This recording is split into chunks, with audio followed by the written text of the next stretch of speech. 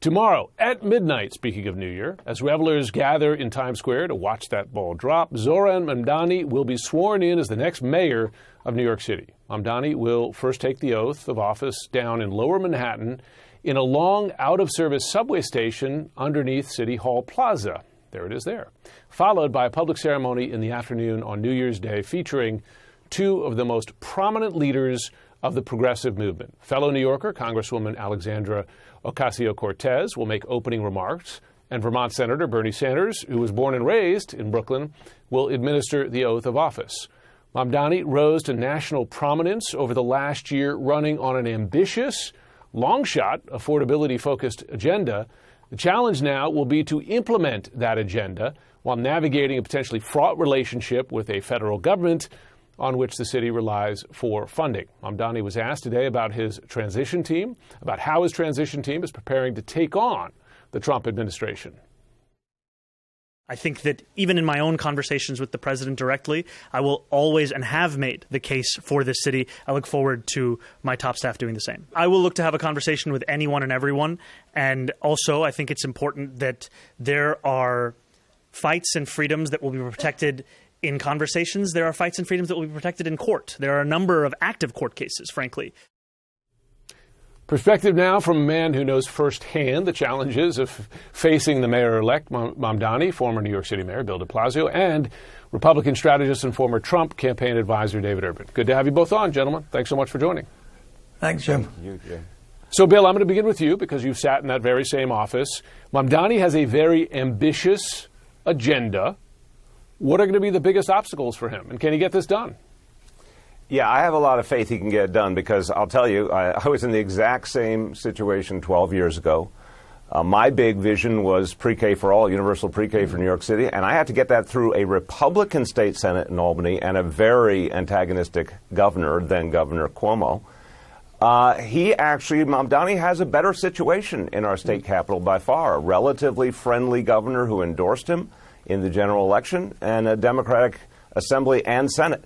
Plus, he has really built up a lot of grassroots energy, a lot of public support for his vision on free buses and universal child care. So I think he's got wind in his sails, and I think it's going to help him succeed in getting the state support he needs.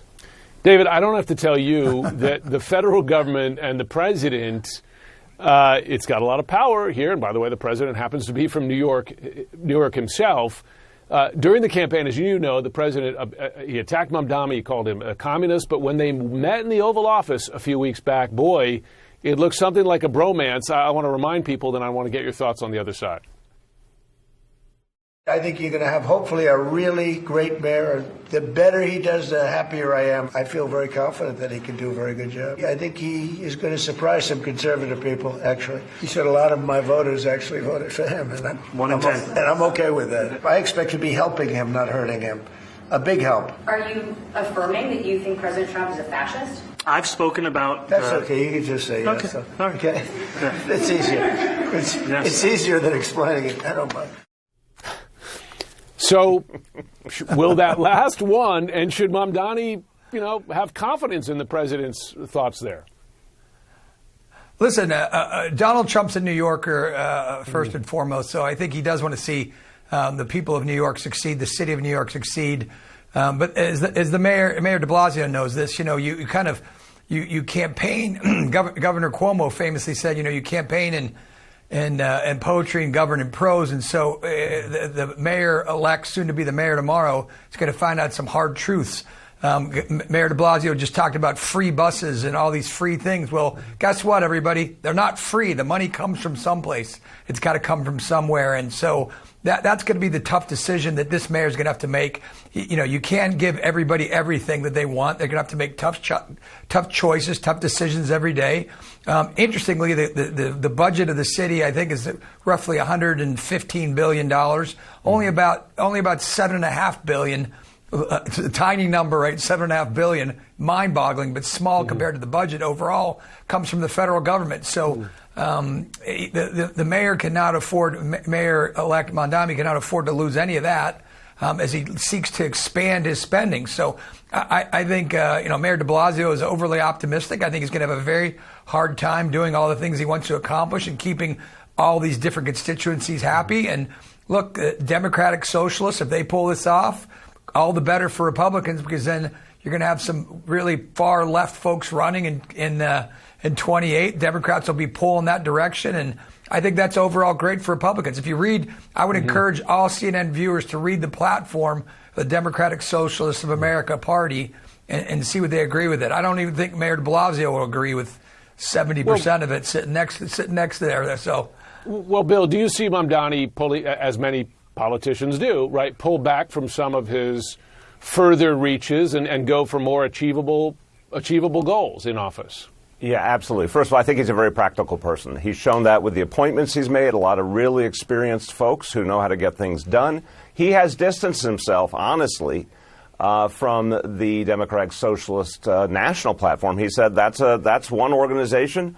I've got my own vision, and he's sticking to his own vision, which I think is really smart. Look, I hear David's point, but I want to say that, remember, this guy went to the White House, and those clips you played, Jim, I mean, I have never seen a more effective act of political diplomacy than Mumdani going in the door, as someone Trump had said every conceivable bad thing about, coming out the door basically with an endorsement.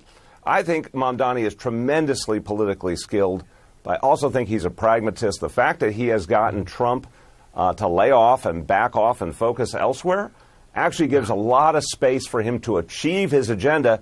The real action is in Albany, our state capital, and there I think he's laid the groundwork very well. So I think Mumdani is going to surprise a lot of people, and I also think Democrats are going to learn from him to talk about affordability all day long and produce, and that's actually how we win back a lot of the folks we've lost in recent years. David, to that point, could President Trump learn something from Mumdani? I mean, Mumdani came from nowhere on an affordability message, and affordability is where this president is suffering right now. Listen, I think, as Mayor de Blasio said, they're both, like, Mumdani is a gifted political athlete. Donald Trump is a very gifted political athlete. You know, game respects game, as the saying goes, right? And you know, you heard the president there talk to the mayor-elect saying, hey, listen, a lot of the people who voted for him said they voted for me, and that's correct. Working class brown, black, and white people, right, who work for a living, voted for Donald Trump. That's why in 26, you will see no tax on tips, no tax on overtime, no tax on Social Security. Those very important things, more money in working class people's pockets. Donald Trump gets it. I think you'll see a lot more of it in 26. And whether that was Mumdani's idea or Mumdani stole Trump's idea, we'll see. We'll see. Well, to two political athletes here as well, Bill de Blasio and David Urban, thanks so much for joining, and Happy New Year to you both. Thanks, Jim. Happy New Year, Jim.